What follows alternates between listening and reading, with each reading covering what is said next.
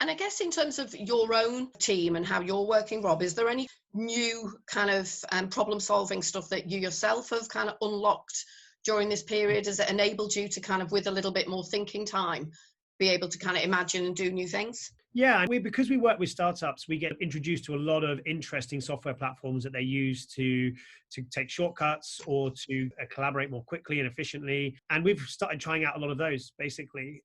We use Monday.com for all of our CRM, which is a fantastic tool and very easy to use. And one that we've started up most recently is called Notion, which is kind of a hybrid tool that is kind of part spreadsheet, part database, part calendar, and it's so easy to use.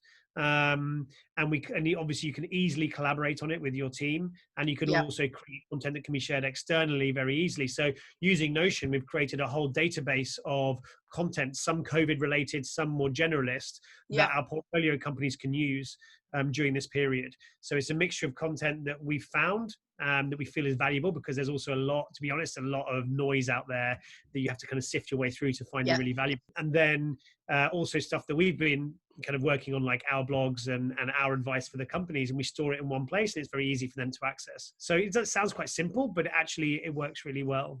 Another tool that we've been using, actually, is our incubation team that have been using, is our incubation team, we're about to start a whole new cohort of entrepreneurs coming in to test out new ideas of learning through play. And that was going to be physically done in Billund in their Lego office. Now, obviously, they had to pivot a little bit as they realized that wasn't going to be possible. So they decided, rather than cancel it or postpone it, that they would do it virtually. And getting a lot of entrepreneurs virtually on Zoom to collaborate with each other is not an easy task. No. And the key thing they were missing was, how do we do the whiteboarding stuff? How do we do the free thinking, sketching of ideas?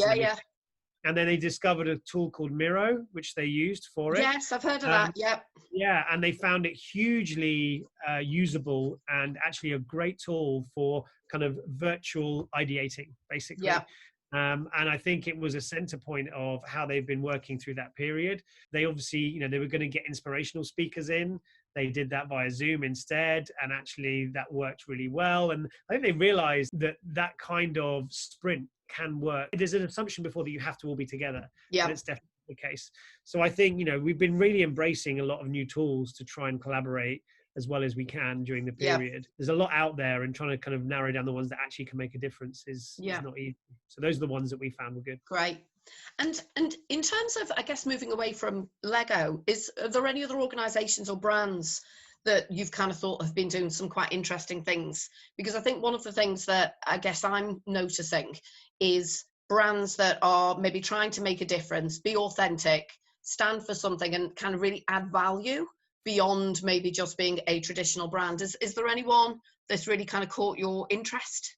Well, I've kind of two perspectives on this. One is my job, and one is my marketing brain perspective. I don't know about you, but I'm pretty sick of all of the opportunistic TV ads that I see on TV, like whether it's a bank or someone saying, like, don't worry, it's going to be over soon, we're in this together, all this kind of stuff. And I'm kind of like, I don't quite understand myself, like the thinking that goes into that. That activity. I understand it's like, people want to hear and be reassured, and maybe that's what the research is telling them. But when everybody is doing that, it just turns into white noise, and it's kind of like, then it feels disingenuous in some way. I think, the big statements, there's an interesting challenge where the big companies that are making big statements around kind of freeing up content or making things free that were previously unavailable, like, closer to where we work, Microsoft making the whole of Minecraft education available for everybody to use at home is a great move to bring new users into Minecraft, but also to say, here's a ton of paid content that we're going to release for you. The challenge for that is not for Microsoft, because that's just a great thing to do. The challenge for that, the startups who are in a similar space, then the pressure on them is to do something else, but they don't have the money or the kind of stability that Microsoft have. So then the expectation, these startups, we work with a few different education apps and software, we'll give it all away for free. And they have to be very balanced about what they can do for free to acquire new users during this period, and feel like they're doing the right thing at this stage, but also not completely ruin their their revenue projections for the year and reduce their runway by giving everything away because they can't afford to. It's an interesting challenge for the startup who wants to make these big grand gestures but can't necessarily afford to. That is what our portfolio have been trying to do a little bit. All of them have tried to do something but haven't gone as far as here's all of our paid content for free for months, because that would be their business model out the window. Yeah. And it's interesting though, isn't it, Rob? Because it's exactly the point, isn't it, of, every man and his dog has jumped on the we're here to help bandwagon to a degree. And I guess, there'll probably be some positive intent in a lot of that, of people feeling that, oh my God, we need to make a difference. But I think the stuff that is really making the difference, as you say, is almost kind of beyond marketing and is much more into new business models, new kind of ways to actually operate as a business, as you say. And I think that's where the more profound, long-reaching impact is going to live, isn't it? But I completely agree. I think with startups, that's really, really tough in terms of how one can both survive and at the same time kind of do the giving back bit. But it's not impossible. And no, certainly I know a number of startups that are kind of doing powerful community building things at the same time as kind of surviving through this. But you're right, it's tough. And I think, there are obviously positive for startups as well in this period, as well as the potential to bring in new users. And a lot of the education platforms are doing that. Yeah. I think that, like, for example, we're in the process of supporting a startup in the gaming space, literally set up its business for the first time. And they were about to sign, a lease on some property for an office. Now they're thinking, do we need all of that office space? Could we make do with a lot less? Could we be much more of a remote team? I think it's really interesting that Twitter have said, you don't have to come back to the office ever. I know.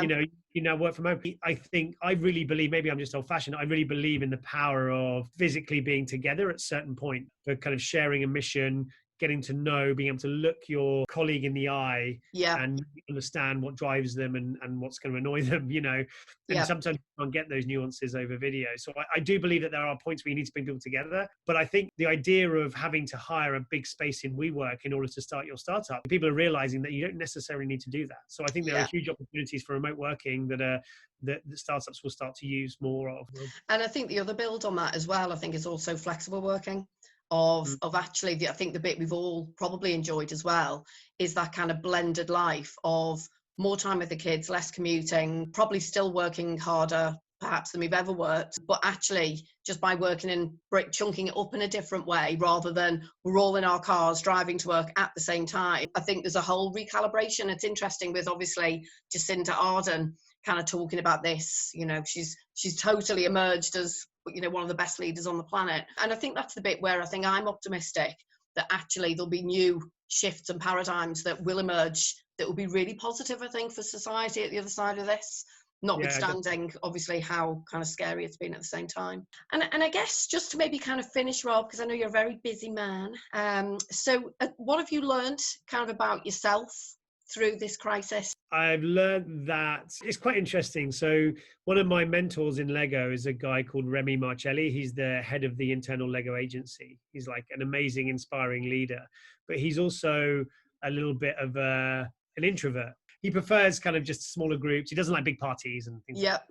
We had a chat the other day and he said, I'm really missing human contact. I hate being he lives in this house near a beautiful lake in Denmark. He's like, I need to get out. I want to see my team. I want to be with other people. And he's like a secret extrovert. And he kind of only found that out during this period. Yeah. And for me, it's the opposite, because I'm an extrovert. I love being around people. Yeah. I love, kind of being at the party or whatever. Right now, I'm actually, for the most part, I'd say now I'm starting to get over it a little bit. But the first few weeks of isolation, I was like, this is great. I'm so happy, like just chilling at home with my family. I'm more than happy with just my company and theirs. A few Zoom Kahoot quizzes every now and then, and a few dinner.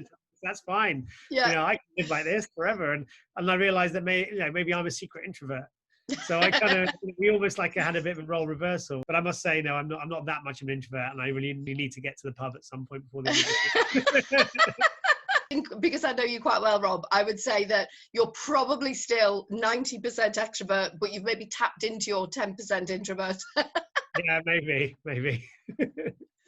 Well, listen, I'm going to let you get back to your day, but thank you so much for joining me. It's a delight, as always, to check in with you, and I promise that I'll leave you alone for at least a whole year. Thanks, you do. Take care, Rob. Yeah, thanks. Bye-bye. Love to the family. Bye-bye.